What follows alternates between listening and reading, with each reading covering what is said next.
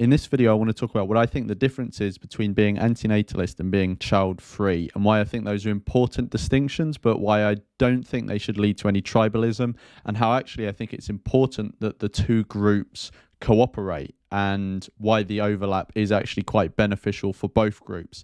And at the end of the video, I'm going to give two key ways I think that we can cooperate to benefit both groups and actually have some tangible change in the lives of the people of both groups. But first things first, how and why are the groups actually different? So I think they're different for two key reasons. The first one is the motivation, and the second one is the actual behavior in the people's lives that result from those motivations. So how are the motivations different? Well, so antinatalism is about being opposed to creating new sentient life, right? So this is obviously something that someone would have a personal belief about, that, you know, they should not be doing that, but it's also something that they think other people should not be doing. So I would refer to it maybe as like a non-personal motivation. It's something that they think everyone should be doing, or at least others apart from themselves as well as themselves.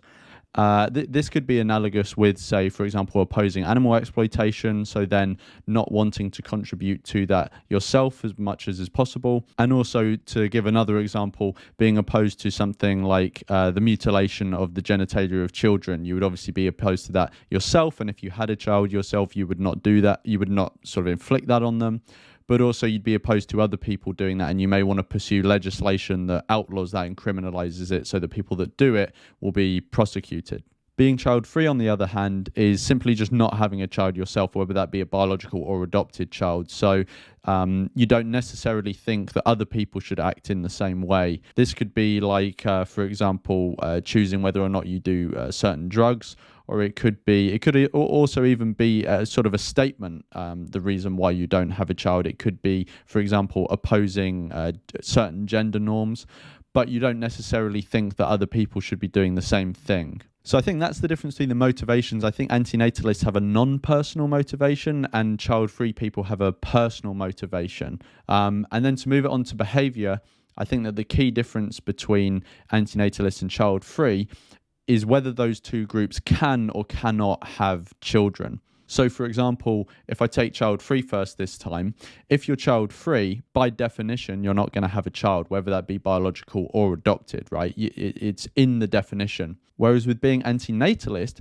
you're simply opposed to the creation of new sentient life. It doesn't mean that you don't want to or you won't raise a child yourself. So that could be for all manner of reasons. You could be with a partner who had a child before you got with them, so you help raise that child that you didn't create.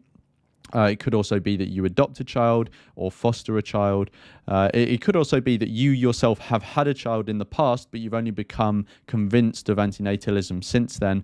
All of these forms of having a child are compatible with antinatalism, but they're not compatible with being child-free. So that's the difference in behavior that I think is important as well. But there's no denying that there is a big overlap between these two groups. I just think there are key important distinctions. And if I was to draw an analogy, for example, if you take two groups of people that both eat a plant-based diet, one could be for ethical reasons, that they don't see animals as resources, they don't want to contribute to animal harm in that way.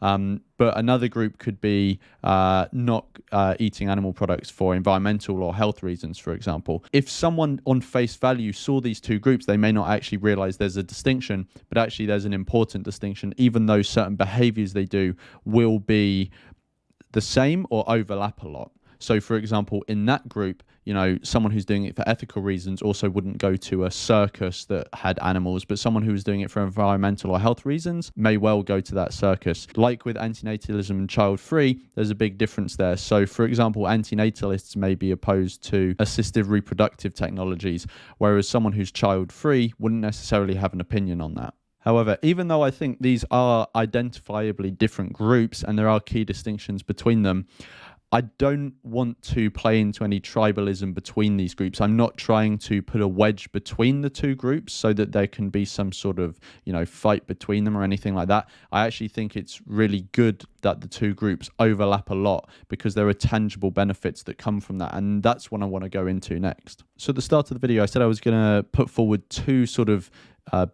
I think, big ways that those two groups, antinatalists and child-free people, can interact and collaborate to actually benefit both groups and also others as well. So the first one is preparing for the future. So like I said before, antinatalists and child-free overlap in a big way. Even though antinatalists can have children through, the ways that I said before, it is just a fact that most antinatalists don't have children to look after. And so both antinatalists in that circumstance and child-free people are the same behaviorally, basically. And so this does raise legitimate issues. For example, in society, often when people get old, their children may be involved in their care, or they rely on their family for a sense of community, or they draw a great sense of meaning from having kids. Whereas people who don't have kids don't really have these things on offer to them. And so I think one key way that antinatalists and child-free people can interact and collaborate is coming up with key ways that they can build these things like meaning, community, and care via other means without having to bring someone into the world to do that for them. And the second way is actually how we can help others. So obviously, if someone doesn't have a child, the money and resources and time that they would have put into raising that child can go to other things. They may choose to spend it on themselves or the people in their immediate vicinity, but they can also use that probably large amount of time and money, or at least part of it, to benefit others. And I think antinatalists and child-free people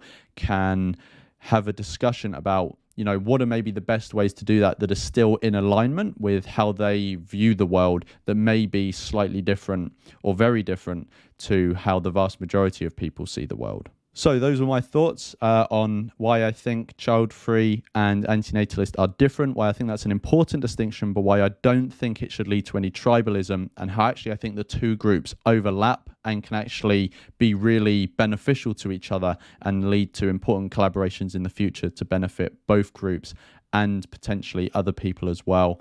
Let me know what you think of what I said, if you disagree with anything, what your thoughts are, all in the comments below, and I'll see you in the next video.